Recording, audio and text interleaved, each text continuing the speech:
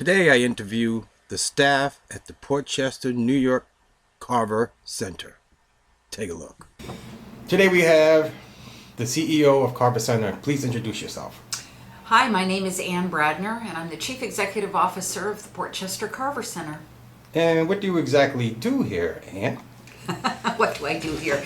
I am the staff leadership for Carver Center, which is a community center here in Portchester. Thank you for that. I've met some of your staff, and they're really talented and lovely people, and they're really here for the kids and the elderly. And I really appreciate it. I saw a lot. It says a lot about you as well. How many staff members do you have? Well, we're about 22 full-time staff members, and then we have 50 to 75 part-timers seasonally, depending on what we're doing in after school or aquatics or summer camp. So how long you been here? I am 5.5 years in. Wow. I mean, well, how long has the Carver Center been named, took over the YMCA? Carver Center's been in existence for 80 years. And so we were started in 1943, but then we bought this building in 1999. And so Carver Center moved into 400 Westchester Avenue then, and we co-ran the building and the programs with the YMCA for a few years. And then gradually the YMCA phased out, and we took over the fitness center and the gym and the pool. This is a huge building. Yeah, 50,000 square feet. Wow.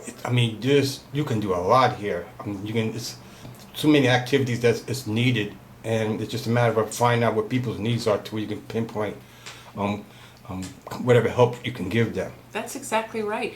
And you know, Herbie, we just completed a strategic planning process, and one of the things we did with the support of a private foundation grant was we commissioned a needs assessment. And so we hired a consultant to go out in the community, do focus groups and surveys, and talk to people about what do they know about Carver, what are they taking advantage of, and what is important to them. But more importantly, what don't they know about Carver Center, and what do they need that maybe we weren't aware of? So, the number one thing everybody in this community is struggling with, of course, is the high cost and the scarcity of housing. So you have foot soldiers. Basically, what we call them, foot soldiers. Some people that go out there and see what the needs are in the community. Exactly. And I mean, how successful are you with that? And getting help and people responding to you? We had a very good participation in the needs assessment survey, and one of the big pieces of information that came back is there are a lot of people in this community who need some help, but they don't know where to go. So Carver wants to be sure that we are the place that everybody knows they can come to for help. And if we don't offer the program that can give them the direct service they need, we know where to refer them personally. We can tell them who to call, what's their phone number, and set up the appointment. Now, are you affiliated with any, say, hospitals or any other big businesses? Not in a formal sense, but in an informal sense, yes. We have community partnerships where our missions align. So New York Presbyterian Westchester is going to be a sponsor of our gala, and one of their staff members is on our board, and they want to come to Carver and do some programs. We're talking about a program to help, breast cancer awareness, for instance. We do a lot of work with Open Door. New York Health First often comes and sets up a table outside our Carver Market, the food pantry, and help people find health insurance. So are you just restricted to Portchester people, or anybody from Westchester? We don't send anybody else away, but we primarily focus on Portchester. We're a local organization. Okay, great. Now, when it comes to goals, you obviously have many goals that have been met, because you've met many of them. Looks like you guys are involved in a lot of things. I mean, whatever.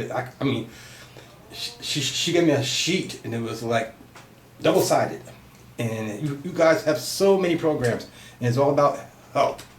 What is your favorite program? Oh, I'm not allowed to say. I'll make somebody mad. I have lots of favorite things about various programs. And I think what my favorite thing that unites all the programs is everything is about making families stronger and giving people a chance to succeed, whether you're 8 years old or you're 72. And that's the common theme around everything we do. We want people to thrive. Yes, I see. I mean, I've seen with the basketball program how these children are really come a long way. They didn't even know how to play basketball, and now they're getting ready to play in a major league. Yep. Yep, and that's a great example of a community partnership because we don't actually run the basketball program, Derek Vincent and Beyond the Game, but we give them the space for free because we weren't planning basketball and we know the community needs a basketball program. So it's really synergistic. Wow, that's awesome. You guys are really doing a fantastic job here. Now, do you have any priorities that you would say needs more attention than any other program? Well, yes, we've had a number of priorities, and one of them, institutionally speaking, is we're addressing a lot of deferred maintenance on the building. So this spring, we're going to get our parking lot repaved. We just put a new boiler heating system in and new rooftop units, and so we've been working very carefully and strategically to raise the money to help us address the building issues so that we can continue to have this lovely spacious building. This building is beautiful. Yeah, well, thank you. It doesn't look like it's that old. Yeah, thank you. It's 1950. Yeah. So, I mean, our values include having a dignified service, and there's a lot of gratitude that goes both ways coming in and out of this place, and I'm glad you sense it because Yes, it matters awesome. a lot to us. I love coming here for simple reasons. It's a lot of love here. Your staff is beautiful. They see me and they smiles. They heard me need anything. Do you want me to do anything? Do we need to reshoot anything, or did you miss anything? They made sure I was comfortable. What a great staff you have too. So your staff shows who you are too. You know? So, Our staff is very generous with their heart and their time and their intellect, and we're very lucky. But this is Thank you. nonprofit. You're welcome. But this is a nonprofit. This is a totally different ball game here. Correct. It's not your average 9 to 5 or blue collar, white collar job. Correct. You're working from your heart, not from your pocket too, but still more mainly from your heart. Everybody needs to eat, but yes. Yeah, but I mean, everyone needs to be taken care of too. I mean, some people can't take care of themselves. Yeah. So, I mean, do you know any military people here? In what sense? And, Military people? some they want to come, like say, a veteran would come here. Sure.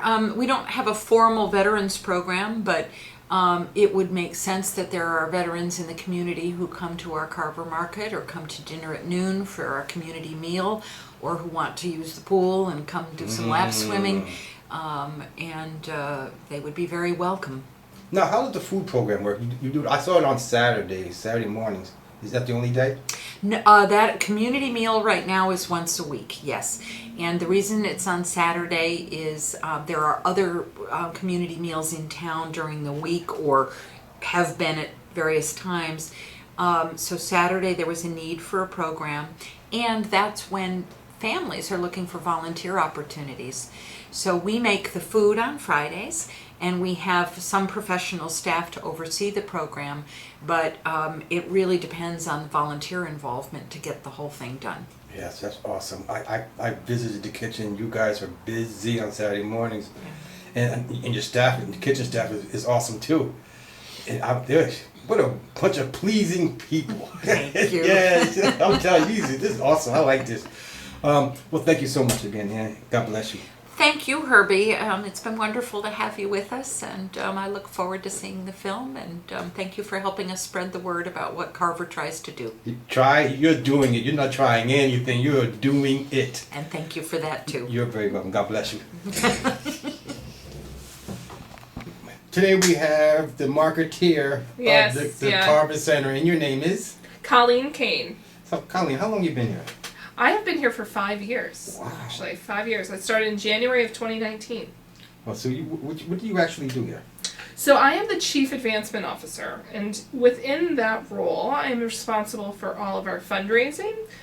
So I'm responsible for getting the revenue in. So that comes through grants from individuals, from various contracts, from events. We have a big event every year. So I'm responsible for all of that. I'm also responsible for overseeing our marketing and communications. So really seeing how we portray ourselves out into the world, how we are reaching our clients, how we are reaching people that may not know about us. And that's one area that we're really looking to grow and expand as well. And then I also work closely with Anne, our CEO, on some strategic direction for the organization. So yeah, it's a little bit of everything. And my background is I have a lot of fundraising experience, but I also I have a public administration degree, so I know a lot about budgeting, program evaluation, and all of that. So Do you find it harder before COVID or after COVID when it comes to funding? it's different. So we have been fortunate at Carver Center we have been able to diversify our funding. So we're spreading out where we're getting our money from. That we're now receiving more and more government contracts. There's been a great deal of government funds allocated from COVID out into the community. So we have been fortunate to have a good partnership with Westchester County to find and utilize some of those funds, especially for our Carver Market, which is a self-choice food pantry that we have here. And then we also have been doing a lot, our event income. We did some virtual events and all of that, but it's starting to come back and people are getting excited to be back out in person and celebrating. So I think that's really coming back.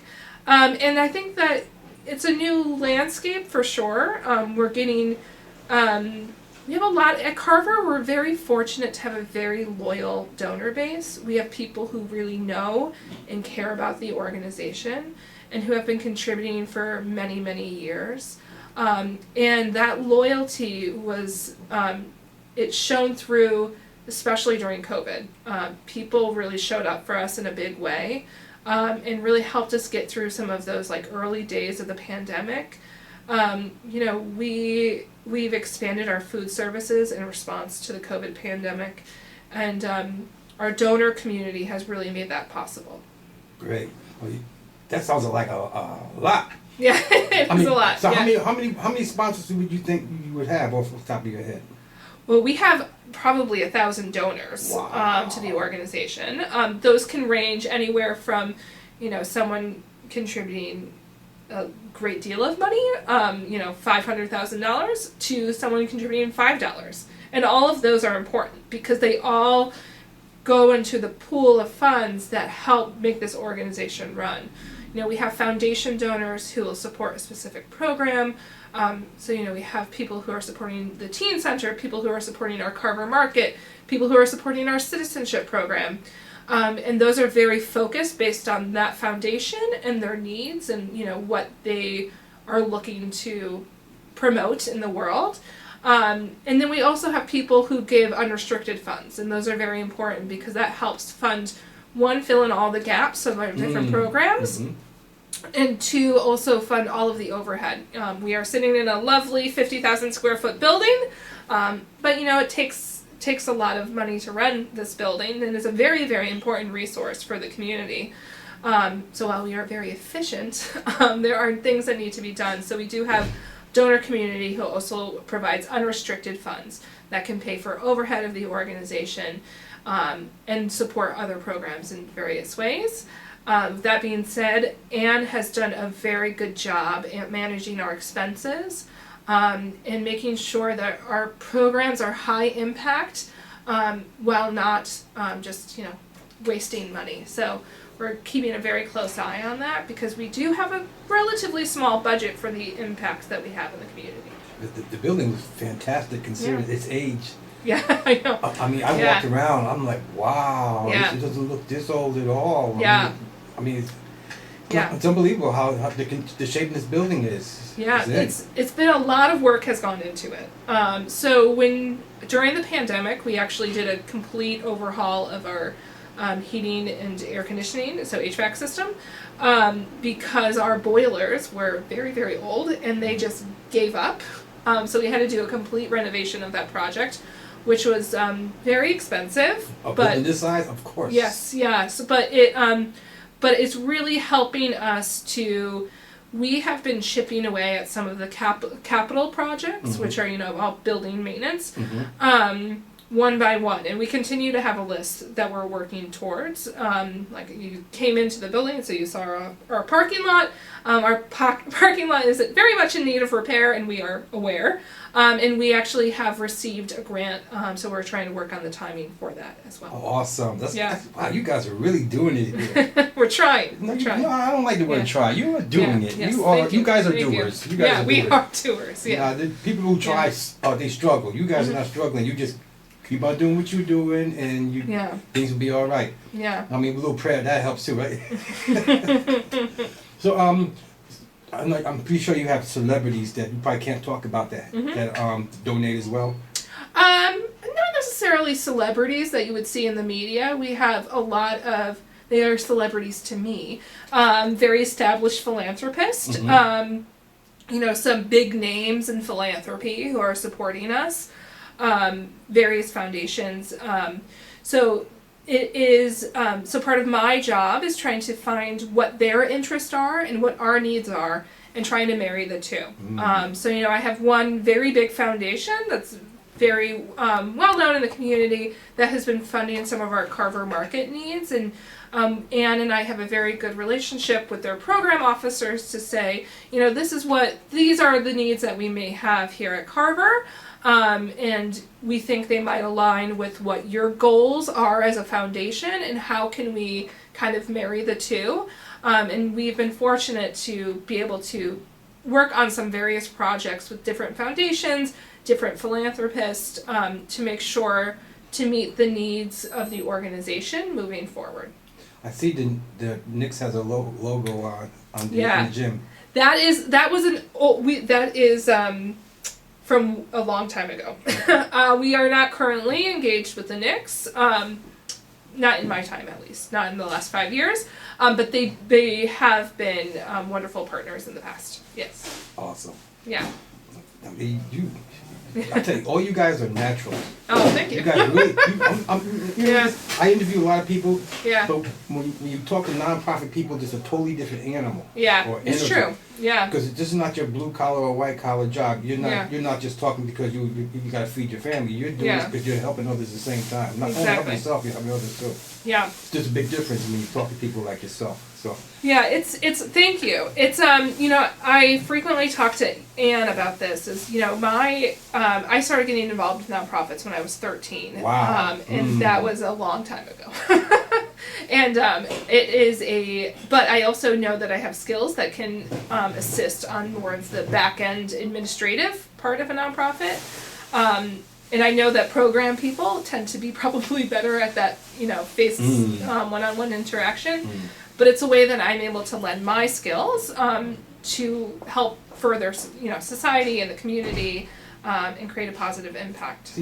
In my line of work, which is the fundraising portion, I like to say that people are investing in something that they care about, right? It's not that I'm like taking their money away from them, but they have something that they want to see in the world, and I have an organization that may be able to help further their desires to see that in the world.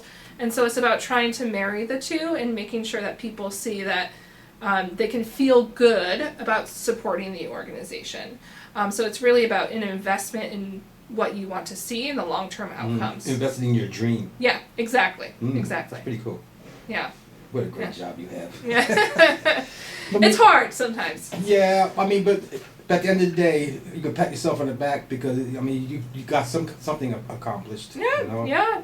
No, we have done a lot, and it's been it's an exciting time for Carver. We just finished a strategic plan, and the strategic plan is about measured growth in areas of high impact, and really looking at how we can help people with their immediate and emergent needs. So like human services.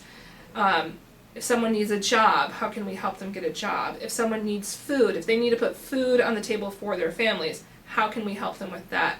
If someone, we are not a housing agency, but if someone is homeless, how can we connect them in with the resources to help move them along? We always say move the needle. How can we help them move the needle in their own lives? So that's one thing about our case management program that is really wrapping everything together, is saying that like as someone comes into the doors of Carver Center, if we don't have a program, how can we help them to, one, find the resources to get what they need, or two, advocate for themselves as well. So how can they go to DSS? How can they go to different organizations in the community so that they get what they need to move forward? So you're basically a one-stop shop. Whatever you need in life, you come here, and if we can't do it for you, we'll find a way. Exactly. Yeah, and that's kind of our goal with the strategic plan, was to be a central resource for people. We are fortunate to live in a community with a lot of different resources, both just in Portchester and Westchester County wide.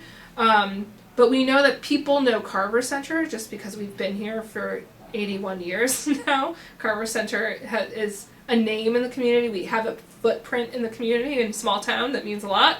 And so being that central resource for people that as issues arise, they know, oh, well, maybe I can go to Carver and they can refer me out to someone. So we're really building up that case management program. And I didn't grow up in this community. I grew up upstate, so I'm from Binghamton. If you know Binghamton, it's not close. And I lived in the city before this. I lived in Brooklyn. But I came up here for this position. And I have come to appreciate how important this organization and this building is to many people in the community, especially people who grew up here. Every time when we give tours, I give a lot of tours. I walk around this building all the time, and it is a maze. But as people come in, they'll be like, oh, I learned to swim in that pool. Or like, they'll say, oh, I came here as a kid, or I was in after-school programs. And you see a lot of people who have been with Carver their entire lives. And it's just really important for me, as I, go out and try to raise money for the organization, to know that long-standing nature of the organization has really supported people. That's a great motivator for you, isn't it? Yeah. Oh, yeah. Well, thank you so much. Yeah, of course. Well, God bless you. Yeah, thank and God you. bless all that you're doing for the community. Thank you. Thank you so much. And today we are with... Hi, I'm Karina Lehan, the Director of Youth and Family Programs at the Carver Center. And what does your job entail? I work with almost every single program that we have here at the Carver Center, from our food pantry, our market, to our dinner at noon program, our aquatics program, our teen center, our... I'm trying to think. We have so much that goes on in this building. We also have after school for elementary school. So a lot of different So you have programming. after school programs and Yes. stuff like that. I see a couple classrooms here. We do. We also have FSW, Family Services of Westchester, who has Head Start here. So all the little ones are here every day from about 8 o'clock to around 2:30. A little nursery school. Yeah, something like that. That's pretty cool. It's And very nice. So you're feeding people as well. We are, yes. On Saturdays we have our dinner at noon program, which is a community meal.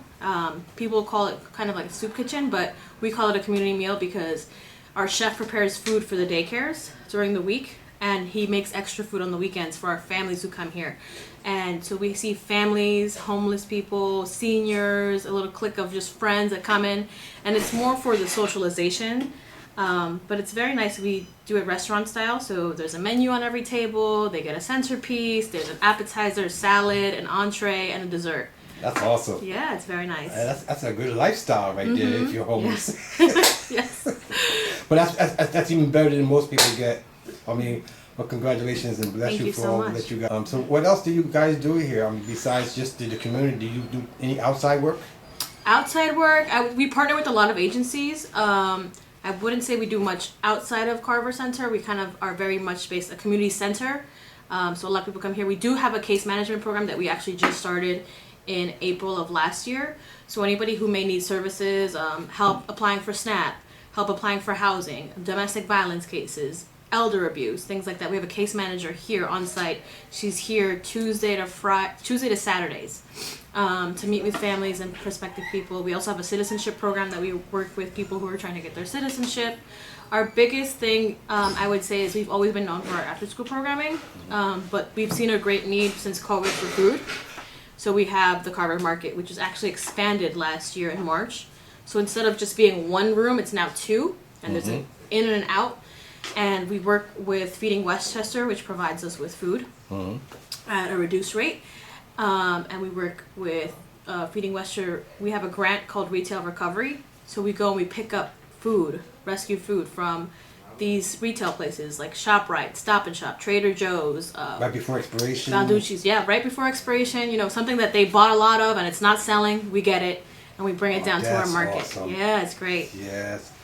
I was in the food business. In some of these big corporations, they have 50-gallon drums filled with food, and Yep. they can't do nothing with that. Yeah, we just acquired BJ's actually. So Oh, it's One of another our bigger one. retail That's places. even bigger. Yeah. That's great. Yeah. That's a big helping hand. Instead of throwing it away, you just feed it home. exactly, That should have been like that for years. it should have, yes, but I mean, it's an amazing program. Maybe those laws that stop people from doing that. Plus, they're afraid to share because someone gets sick. Or There something, could, they're yeah, liable. exactly. The food, the timing, you have to make sure. We have a refrigerated van, so we can refrigerate the food while it's coming and going, so the temperature doesn't drop. Yeah, there's a lot that goes That's into it. important. Yeah. See, that's good to know. See, people don't know that stuff either. Yeah. There's a lot of steps in order to do that. Exactly. Yeah. Oh, God bless you guys. That's awesome. Thank you man. so much. Yes. And so, how long you been here? I've only been here about a year and some change. Wow, Yeah. you don't sound like it. Yes. I've been Wow, here. you had a mouthful. Thanks, That's yeah. wonderful. It's God because I bless work you. with every program, so. Yeah, it's a lot to absorb and a lot to Yes, do. exactly. You're busy And the too. building is so big. It's very You know, big, you could get yeah. lost. And I haven't been here so many years. I used to play basketball here and just, swim. Yeah. But still, it's unbelievable. It's like a deja vu. Yeah. I don't know. It's a beautiful building. Yes, it is. And it's old. Yes, yes it is. But it looks great. Thank you. We have a We- really good maintenance team, facilities team. I can yes. tell. I'm a handyman. I'm a contractor, so I know what I'm looking at. Yeah. I'm like, wow, this building's in great shape. Everybody who works in this building is fantastic. Oh, you guys are Yeah. blessed to have. Thank you so You much. guys have a lot on your plate when it comes do. to employees and staff and everything. You guys have a huge staff. I saw Thank you. your Facebook page and that's huge. Yeah. A lot of people have a lot of things to do. That's great. Yeah, Everyone thank you has so a much. challenge. If there's a challenge that need to be met, you guys have someone to facilitate Yep. that. Yep. Oh, that's We want to be the hub of Portchester, you know? I think you're doing a great job. Thank you so much. One thing that I'm going to have to ask you one more question. Sure. Do you have team dances? Teen dances? Yeah. We do not. I believe we stopped those during COVID time, but I think we're going to bring it back because we actually just had our Christmas party and we had a DJ who came and everything, and it was very nice for the youth. It was great. Yeah, because that's another thing when they were on Travis Avenue. Every Friday night we always had Yeah. a team dance. We Yes. always, it was really nice. It was really nice. Yeah. The Well, God teens bless here you. are great. We actually just acquired a grant for a youth employment program. So we're going to be able to employ youth ages 14 to 20 years old during the school year from now until June. And then last year we had our first summer youth employment program here. Do you guys do anything with foster care? We try to outreach for foster care, yes we do. And we try to reach out to children who are in the criminal justice system, things like that. It's a lot, there's Yeah. a lot of need there. Kids age out and stuff like that. So you gotta, maybe Yeah. pick them up and see what you can Yeah. help them as well. Exactly. This year we actually expanded our teen center program. So it used to be just ages 13 to 18. And then we have a scholarship program. We have a Carver scholarship where we award up to $6,000 to any student who is a senior or any alumni who apply. And so last year we saw that, a lot of our emerging young adults, which is at ages 18 to 24, we're kind of falling through the cracks, right? So we've expanded our program so that now we have a program for 18 to 24-year-olds. We help them with the transition to college, finding work, staying in school, vocational training, whatever they want to go into, even if it's just employment, making sure that when they leave us, they're ready and that they have a point of contact that they can come back to. Like, hey, Miss Karina, you know what? I'm really struggling in school. I don't know what resources I have available. It's kind of hard to manage, things like that. A lot of kids also don't know that when you leave high school, if you have services, if you receive services, if you have a 504 plan or an IEP, individualized education plan, where you get extra time on tests and things like that, when you go to college, that doesn't automatically transfer. There's a process to get it to transfer over. So kids don't know that. They get to school and then they're like, where are my services? And they don't have them, and then you lose a whole semester of services. So there's a lot of... Because of paperwork. Exactly. Just paperwork. Just bureaucracy. So If you don't know, kind of hard to blame somebody Exactly. if you don't know. Yeah. Because the way it's set up, I don't think it's set up to fail. You just have to be educated enough to see what kind of Yeah. paperwork is involved to Yeah. really get involved in what you really want to do. Yeah. So there's a lot that goes into it. Oh, jeez. I bet you can't say all that again 10 times. But anyway, so you've been to college, obviously. Yes. What college did you go to? I went to the College of New Rochelle. Oh, cool. Yeah. Yeah. I was born and raised in New Rochelle. Oh, New Rochelle. Give them hell, New Rochelle. Yeah. That's what we used to say back in the DJ days. That is funny. I forgot to mention that our youth are actually, we're doing a collaboration with the Picture House in Pelham. They have a location. I believe they have another one in Pleasantville.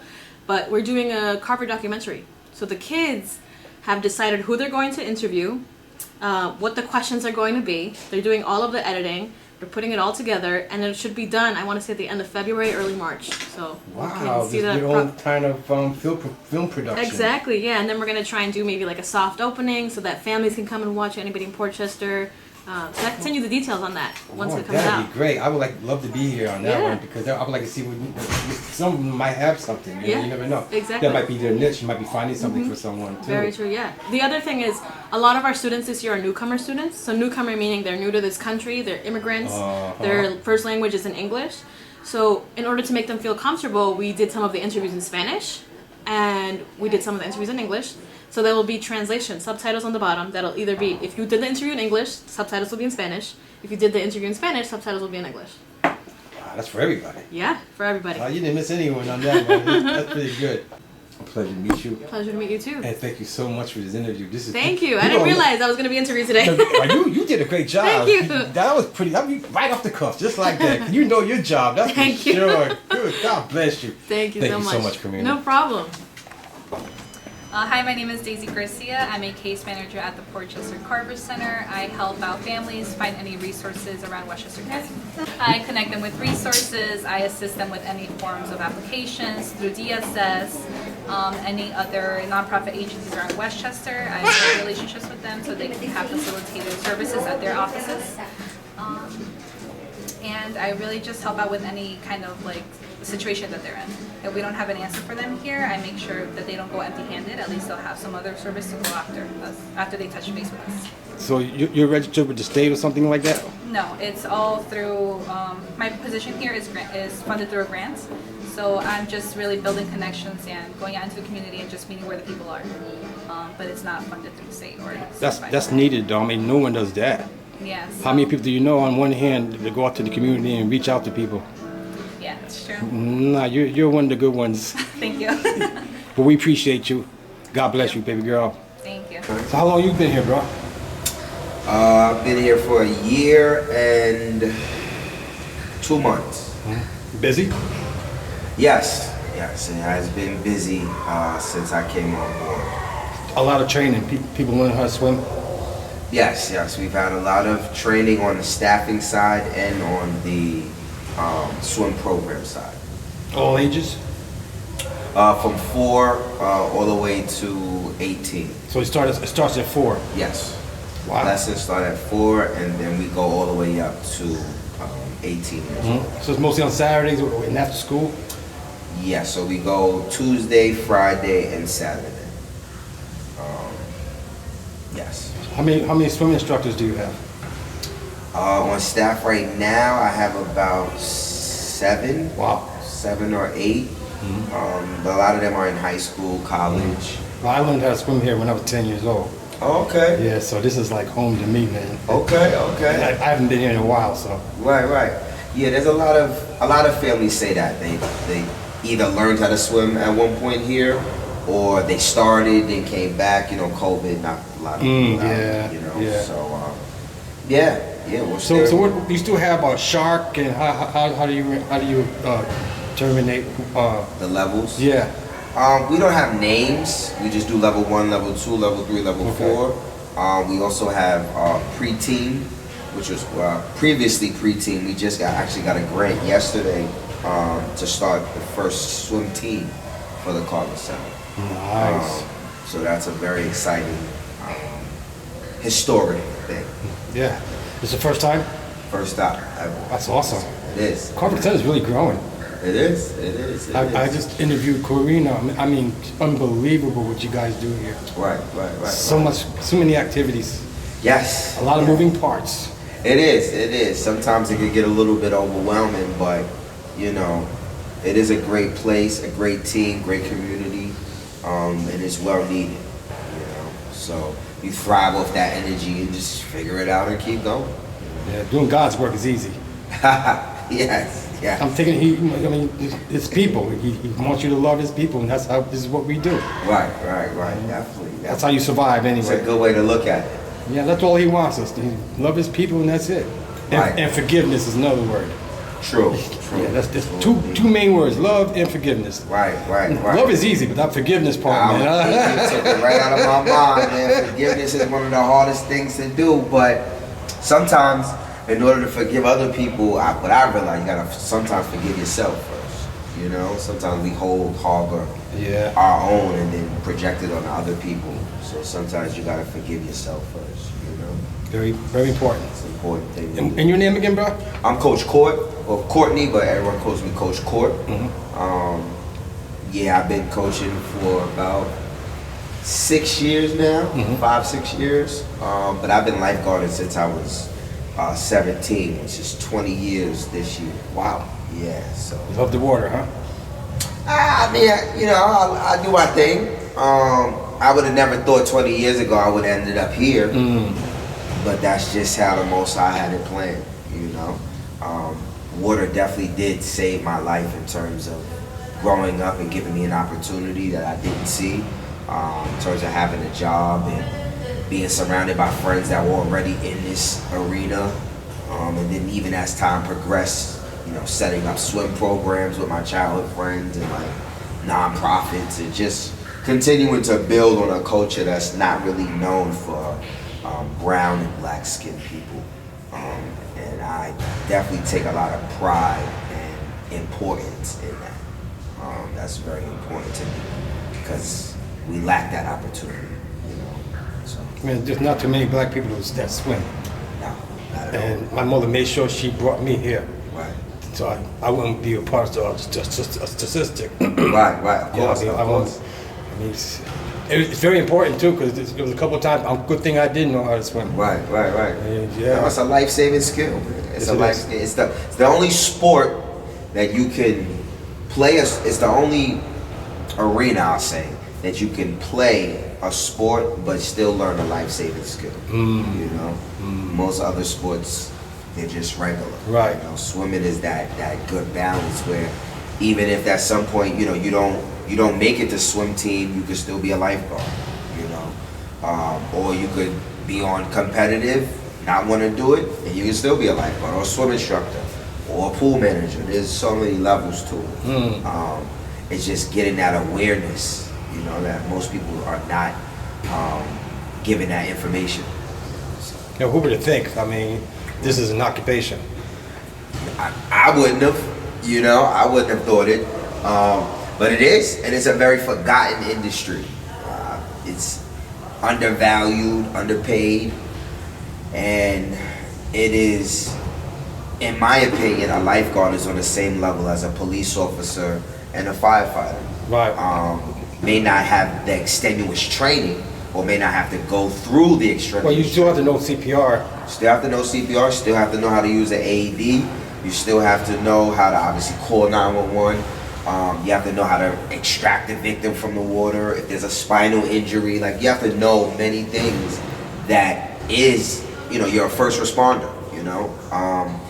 And personally, I think that the industry needs to change because we are just not compensated properly, you know, and that's all the way down from the lifeguards all the way up to, you know, aquatic directors, you know. There definitely should be, there's a lot of money on the table to be made, you know, when you start talking business and doing lifeguard classes and swim instructor classes and stuff like that. But as an industry standard, you know, we should have a union. We should have, lifeguards should have minimum. We should be getting $30 an hour. You know, minimum these kids should be getting. That's another thing. You have an industry where it's predominantly young kids, high schoolers and college, but the turnover rate is not fast, meaning there's such a lot of them leave after they finish high school or they go to college. They may do it, but their real career is in something else, which is fine. But if we change the standards of the actual career, then that can actually be a lucrative A career pay for scale, somebody. a decent pay scale. Exactly. That And it would be changes nice. that. Now kids are in school thinking, well, you know, I could start out as a lifeguard and then I could get my LGI and I could get my CPO and keep building and make more money and I could start a business, and there's just so many avenues to go, you know? And I'm just trying to be one of the gatekeepers to that.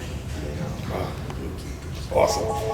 Yo, my brother, it's a pleasure talking to you, man. Thank you, man. I appreciate I it. really learned a lot, believe it or not. That's good.